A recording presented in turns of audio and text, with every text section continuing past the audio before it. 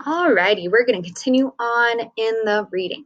So, the average global surface temperature, so the map that we just saw, of Earth has increased approximately 0.8 degrees Celsius or 1.4 degrees Fahrenheit over the last 100 years.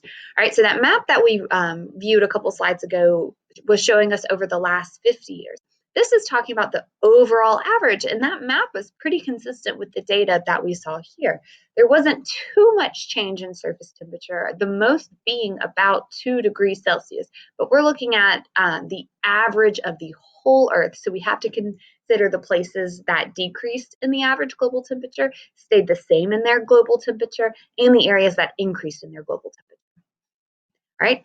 There are at least two potential explanations for this observation. So two things scientists have come up with. One explanation, this is very important, is that the average global surface temperature of Earth normally increases and decreases over time, and the current increase in temperature is just a normal part of this cycle. These changes could be due to differences in the sun brightness, Malakhovich cycles, small variations in the shape of Earth's orbit and its axis of rotation that occur over thousands of years, or an increase or decrease in cloud cover. Clouds form when water vapor in the air condenses into water droplets or ice. This explanation, however, does not account for the rapid increase in the average global surface temperature. All right, so this explanation basically is saying that, hey, this is normal. Earth has shown, we have evidence from Earth that this has happened before in the past, and that this is just part of it that happens, whether it's because the sun brightness is changing a little bit because something's going on with the sun, or there's these cycles that go on that change Earth's orbit and its rotation of the axis. Or it's an increase and decrease in cloud cover, which we're going to study a little bit. But that really doesn't take into account or really talk about the rapid, so a really, really fast increase in the average global surface temperature.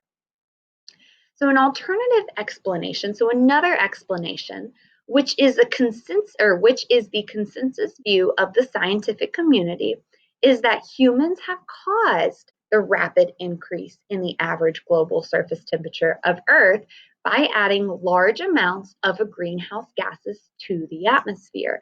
So this is what this is saying, is that humans have actually caused more greenhouse gases. So we've caused more carbon dioxide to go up into the atmosphere. So through cars and stuff, businesses, also production, all sorts of things increases this amount of greenhouse gases in the atmosphere. The addition of greenhouse gases magnifies the greenhouse effect. So really what this is saying is the more that the greenhouse gases, the more chances that we have for the sun's radiation to stay within the atmosphere, gets trapped by those molecules, or kind of going down onto the Earth. The atmosphere, as a result, traps more IR radiation, so the sun's radiation, the sun's rays, and emits less IR energy into space. So like that picture showed, the atmosphere is trapping more of the sun's rays, but it's not giving off as much energy into space because they're being trapped by these greenhouse gases.